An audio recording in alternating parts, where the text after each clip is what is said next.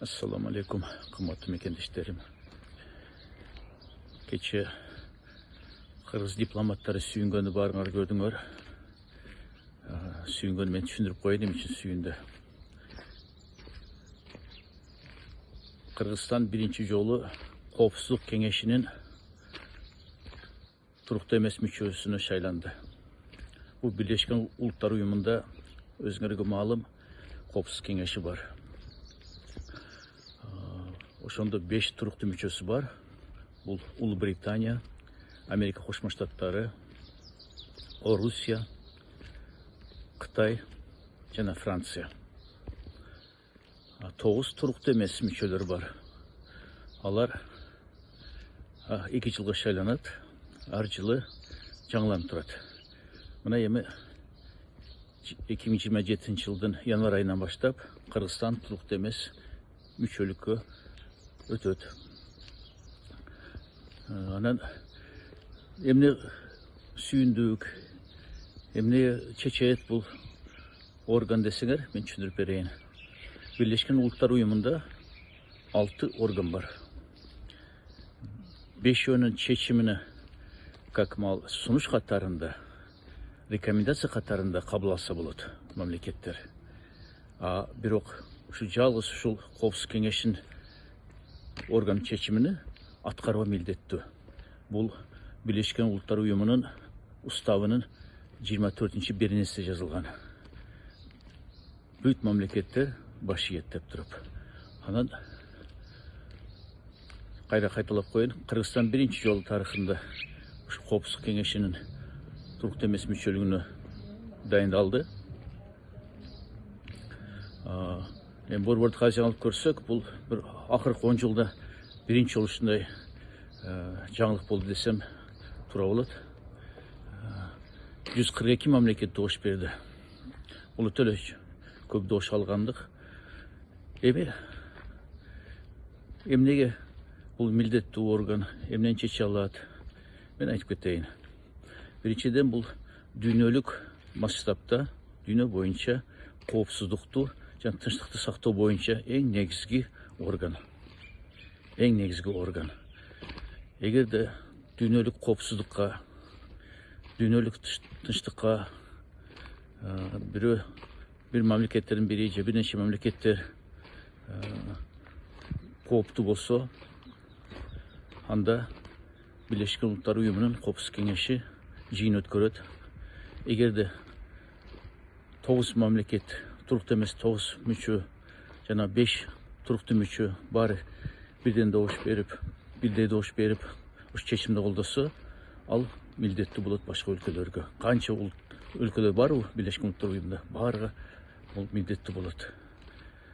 Бирок 9 туруктуу эмес мамлекет баары бирдей добуш берип, туруктуу 5 мамлекеттен бири добуш бербей койсо же калыс болуп туруп алса, ал чечим өтпөйт. Кээде мында исключение бар. Ошондо туруктуу мүчөлөр эгерде каршы же калыс добуш берсе, айтып коюшу мүмкүн. Мен добушум, силер баарыңар макул деп добуш берсеңер, добушуңар таасир этпейт, кабыл алды деп эсептейсиңер деп эскертип коюш керек. Ошентип туруктуу эмес мүчөлөр добуш беришсе, баардыгы бирдей добуш беришсе, ал чечим кабыл алынат. Мисалы, тигил же бул мамлекетке аскерди жөнөтүү. Атайын билесиңер, Голубой каска деген өзүнүн аскери бар ООНдун. Ал ошондо согуш болуп аткан жерлерге киргизет өзүнүн аскерлерин. Ал эки тараптуу бөлүп турат же болсо элди коргойт. Эми мындан тышкары ал санкция жарыялашы мүмкүн. Коопсуздук кеңеши санкция жарыяласа, бүт мамлекеттер баш ийет. Мисалы, тигил же мамлекет менен же бул мамлекет менен соода кылбагыла деп коет. Болду. Бүт мамлекеттер баш ийиш керек. Же болбосо курал ал мамлекетке бербей элесе, эч ким ал мамлекетке куралды бербейт. Анан тизме түзүшү мүмкүн. Баланчы өлкөнүн жетекчилерине же саясатчыларына же болбосо бизнесмендерине, мындай чоң мындай бизнесмендерине, коомдук ишмерлерге санкция жарыялашы мүмкүн. Ал кара тизмеге кирет. Өзүңүз кара тизмеге киргенде билесиңер, Орусияны көрүп атасыңар. Эч жака чыга албайт.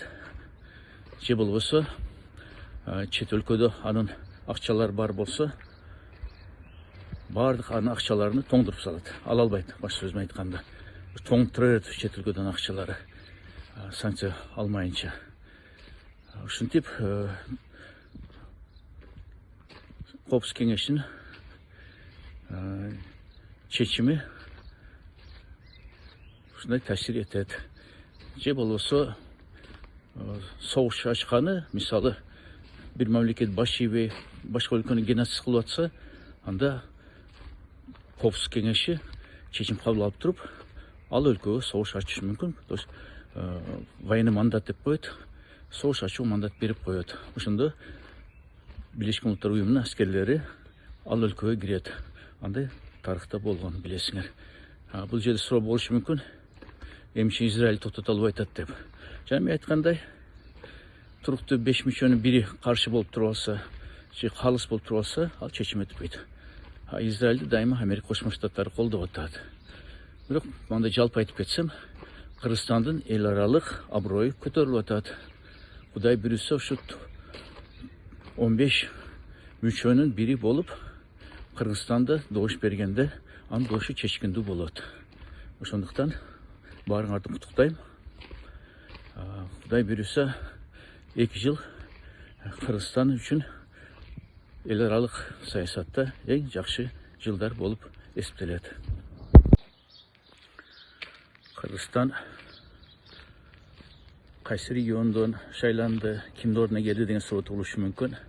Мен карап көрсөм, Пакистандын мандаты бүтүп атыптыр. Ушу Пакистандын ордуна шайланды окшойт биздин мамлекет. Ай бир башка региондордон да жаңыланды.